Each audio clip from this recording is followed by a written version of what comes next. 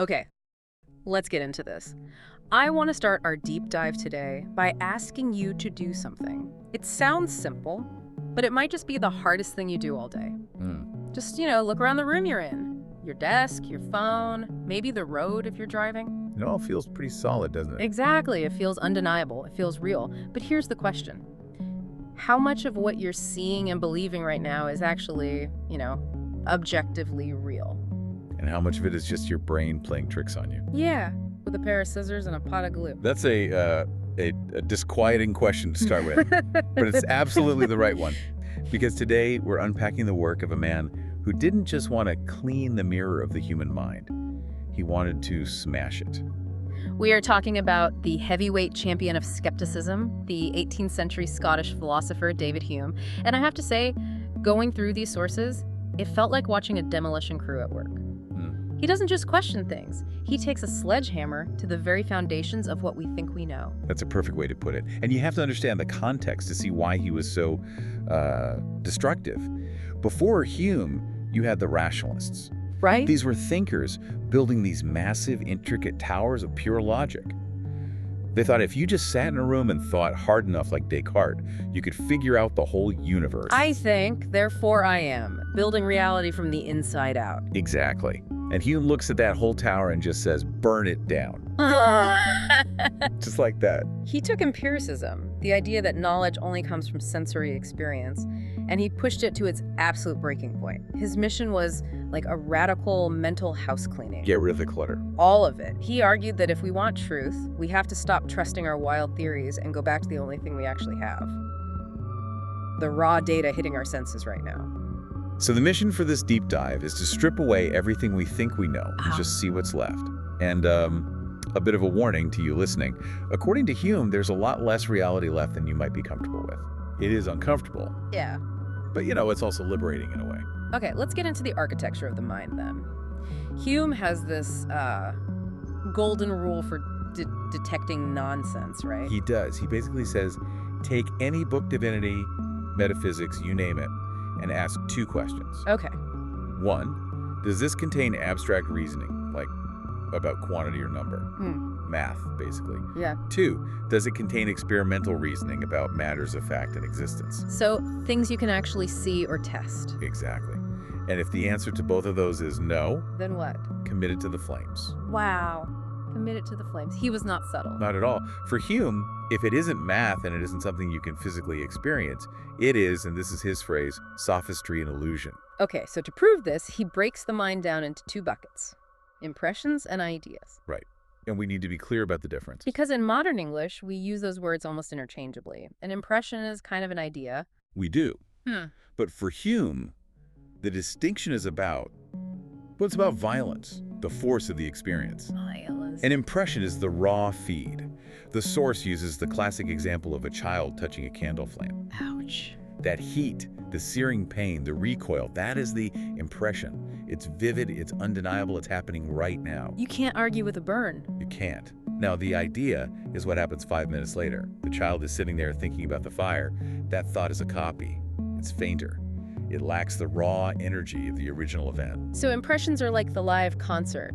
Ideas are the recording you listen to on your phone later. That's a perfect analogy. And as long as your ideas are direct copies of impressions, you're on safe ground. But here's where the human mind goes a bit rogue. We don't just file these recordings away. We start remixing them. This is the complex idea. Yes. Hume says the mind is like a surrealist art studio. We have these scissors and paste our imagination. And we can take two separate real impressions and glue them together to create something that does not exist. The sources mention the golden mountain. I've seen gold. I've seen a mountain. Both are real impressions. Right. But you have never, ever had the single impression of a mountain made of solid gold. Your mind just cut and pasted two realities together to create a fiction. And we do this with everything. Angels, for example. Absolutely. We see men. Real impression. We see birds with wings. Real impression. Glue them together. Angel. It feels real. It feels meaningful. But Hume would ask, show me the impression. Where's the raw data? Exactly. If you can't point to the specific sensory experience that created the whole idea, you are dealing with the fabrication. The description of heaven in the source material really drove this home for me. It's the ultimate collage. It is. We take all our favorite things, gates, gold, wine, family, joy, and we just mash them into this one mega concept. And the danger, according to Hume, is when we forget we did the pasting. Yes. If you can't tell the difference between your pasted together ideas and raw reality, that is basically, that's the definition of madness. It's almost like he's saying we're all sort of functioning schizophrenics living in a world of our own making. In a sense, yes. We're constantly projecting our internal remixes onto the external world. Hume's challenge is to constantly ask ourselves, did I experience this or did I build it? Okay, so if we can't trust these complex ideas like golden mountains or heaven, what can we trust? Can we at least trust the basics, like the sun will rise tomorrow? And you walked right into the trap. I figured I might have. This brings us to what he calls the problem of certainty. Hume divides all human knowledge into two camps. The first camp is safe. He calls it relations of ideas. This is math, right? It's math, geometry, pure logic. Things like 3 times 5 is equal to the half of 30. Or all bachelors are unmarried men. Okay, but why is that safe? Because it's true by definition. Right. It doesn't rely on anything in the physical world. Even if the universe explodes, 2 plus 2 will still equal 4. It's a closed logical loop. Got it. Math is a fortress, but we don't live in a math problem. We live in the physical world. All right, and we live in the second camp, matters of fact. And Hume argues that in this camp, certainty is impossible. Impossible. That feels strong. I am certain the sun is coming up tomorrow. I would bet my life on it. And Hume would say you'd be making a bet, not stating a fact. This is the key difference between deductive and inductive reasoning. Okay, break that down. Deductive is that logical certainty we talked about. Yeah. All men are mortal. Socrates is a man, therefore Socrates is mortal. It has to be true. Okay. But when you say the sun will rise tomorrow, you're using inductive reasoning. Yeah. You're looking at the past, it rose yesterday, the day before, and for my whole life. And you're projecting that pattern into the future. Which seems pretty reasonable. It is reasonable, it's useful, but it is not logically certain. You've not experienced tomorrow yet. There's no logical contradiction in the statement, the sun will not rise tomorrow. It's just very, very unlikely. Exactly. It's unlikely, sure, but it's not impossible in the same way that 2 plus 2, 5 is impossible. So because we're stuck in time, moving forward, we can never actually know what's coming. We're just making educated guesses based on patterns. We are assuming the future will resemble the past. And that, he says, is just an assumption. We can't prove it. This leads to the most famous and honestly the most brain-breaking part of Hume's philosophy. The billiard balls. This is where he deconstructs cause and effect. This is the core. Okay. If you get this, you get Hume. Imagine a billiard table. You see a white ball moving, that's event A. Yep. It hits the red ball. The red ball then moves, that's event B. Standard physics. The white ball causes the red ball to move. Stop. Rewind the tape. Look at it with Hume's eyes. You see the white ball move, you see them touch, you see the red ball move. A sequence of events. A sequence. Yeah. But do you see a third invisible thing called cause? Do you see the power of the force transfer from one to the other? Well, no. I don't see a little spark jump across. I just see one thing happen, then the next thing happens. Exactly. We see sequence, not consequence. Yeah. The connection, the idea that A made B happen, is entirely in your head. It's not on the table. That's slippery, because it feels so incredibly real. It feels real because of habit. Your brain has seen A followed by B 1,000 times, so it creates a mental shortcut. It just says A causes B. But Hume argues we never actually experience the cause itself. We only experience the constant conjunction, two things happening one after the other over and over. That's the phrase. So causality is just a mental habit, a story we tell ourselves to make the timeline make sense. Yes, and to show why relying on this habit is so dangerous, we have to talk about the chicken. Or as Bertrand Russell later called it, the inductivist turkey. I love this story because it makes me look at my own life and worry a little bit. So imagine a chicken on a farm. Every single morning, without fail, the sun comes up, the farmer's wife walks out, and she feeds the chicken. Great life for a chicken. A fantastic life. And this chicken is a philosopher. It's using high-level inductive reasoning. It gathers data. Day 1, wife equals food. Day 50, wife equals food. Day 300, wife equals food. It's building a scientific law. It eventually builds a universal law of nature. The arrival of the woman causes the arrival of food. The chicken is scientifically certain of this. Until The day before Thanksgiving. Oh no. The wife arrives. The chicken runs out, expecting food, because that's what the law dictates. But this time, she wrings its neck. That took a dark turn. but it proves the point perfectly. Sure. The chicken's confidence was based entirely on past experience, and that past experience was the very thing that deceived it. The sequence changed. So just because B followed A 1,000 times doesn't mean A causes B, and if we're not careful, we end up like the chicken. We do this constantly. This causality error is the basic recipe for all superstition. Right, the source mentioned the black cat example. You see a black cat.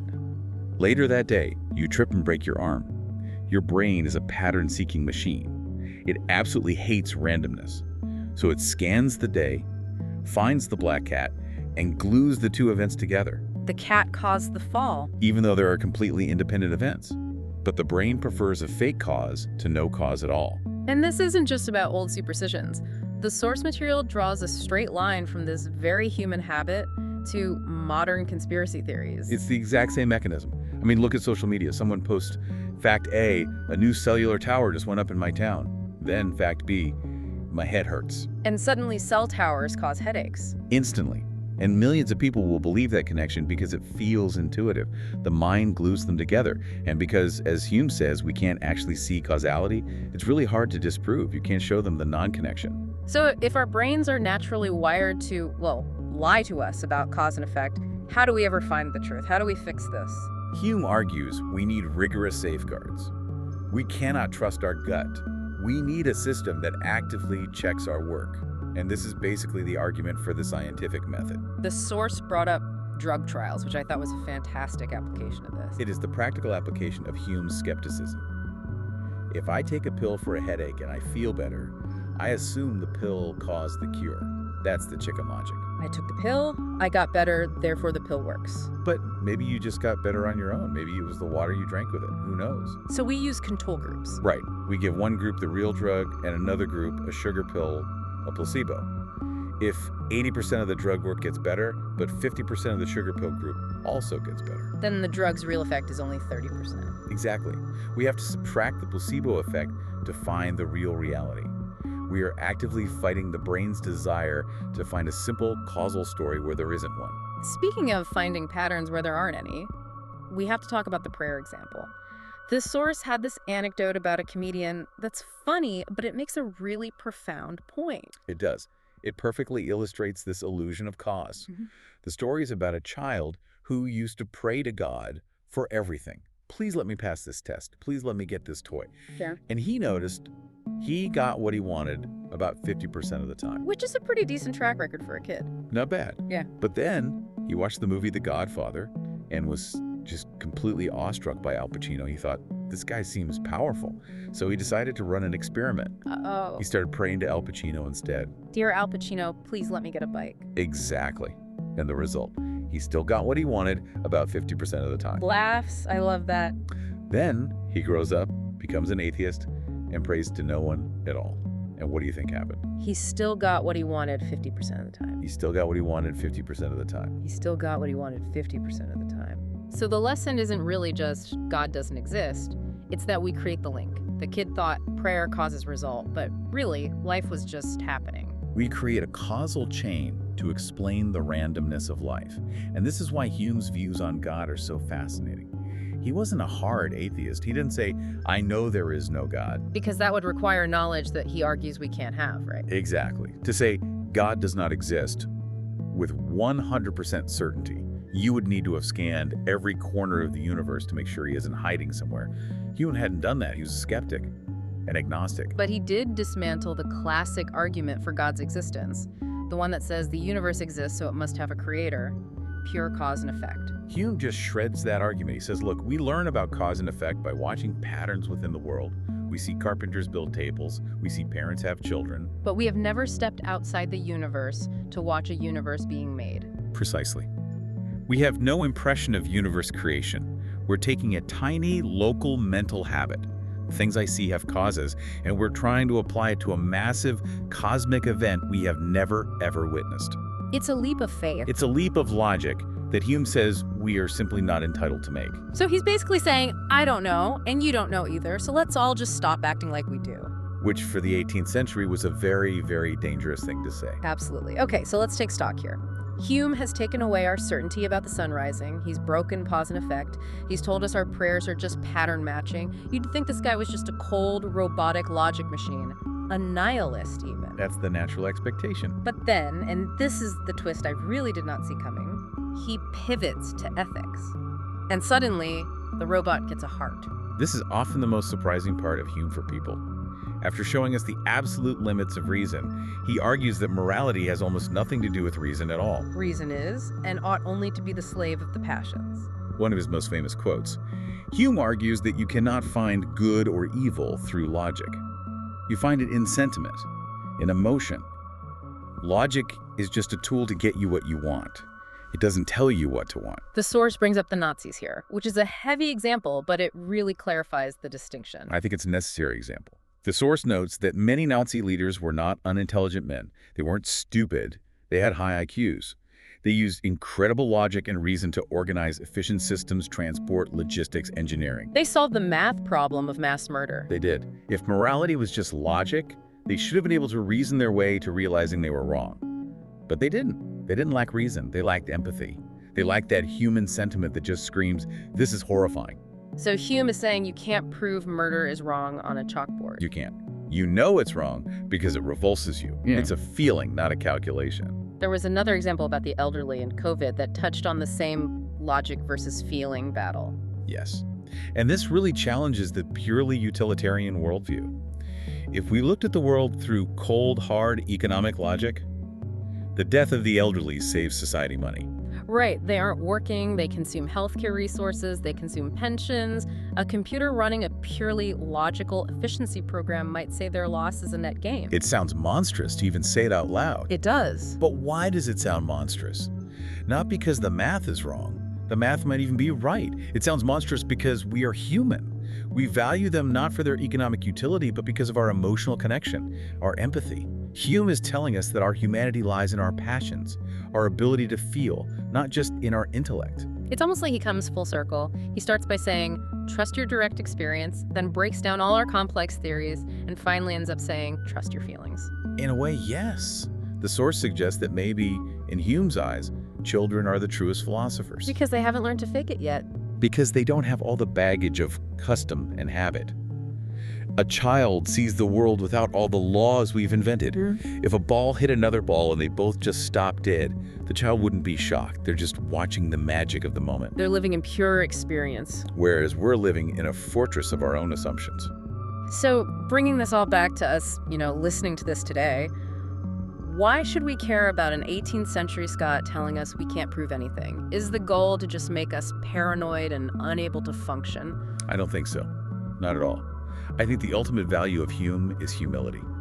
We all walk around with so many certainties. I know this political party is evil. I know this diet works. I know exactly what will happen to the economy next year. And Hume is just tapping us on the shoulder saying, you don't know, you're just making a good guess based on habit. Exactly. It isn't meant to paralyze us. We still have to live our lives. We still have to eat. We still have to expect the sun to rise. But when we realize our most cherished beliefs are just best guesses, we become less dogmatic. We become less arrogant. We become a little harder to trick, and maybe more willing to listen. If you like that idea, by the way, do us a favor and like and share this deep dive. It helps more people find these conversations. And it makes us more open to the possibility that we might just be wrong. And in a world that feels so polarized, where everyone is screaming their truth at everyone else, maybe a little bit of Hume's doubt is exactly what we need. I couldn't agree more. A little skepticism goes a long, long way. So here's a final thought for you to chew on today. If your absolute certainty that the sun will rise tomorrow is really just a mental habit, what other unshakable truths in your life about yourself, your relationships, your future are actually just stories you've told yourself so many times that you've started to believe them? A provocative thought indeed. Embrace a little uncertainty today. It might just make the world look a little more interesting. Thanks for listening.